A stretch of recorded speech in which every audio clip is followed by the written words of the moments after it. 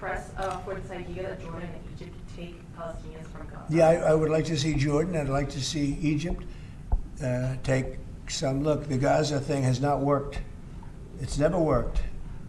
And I feel very differently about Gaza than a lot of people. I think they should get a good, fresh, beautiful piece of land, and we get some people to put up the money to build it and make it nice and make it habitable and enjoyable and make it a home. They don't want to leave, though. Palestinians say they don't want to leave. I don't know how they could want to stay.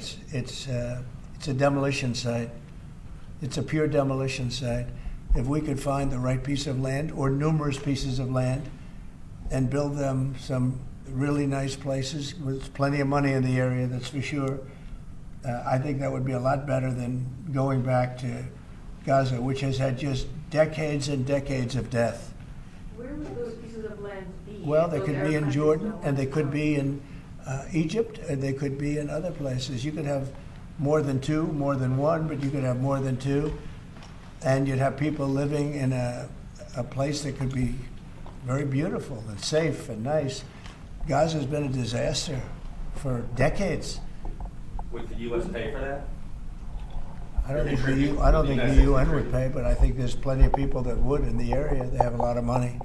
They certainly have a lot of money. Some of the countries over there, they'd like to see it. I know that Saudi Arabia wants to see peace. I can see that. And many of the countries there, as far as I'm concerned, they all want peace. I think, maybe I'm wrong on this, but I think Iran would like to see peace too. They've had enough. Don't you think they've had enough? But the leaders of Egypt and Jordan have said bluntly they have no interest in doing this. Well, they may have said that, but a lot of people said things to me.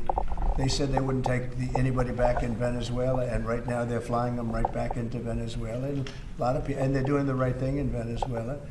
The Panama Canal is an active discussion right now, and they said things about that.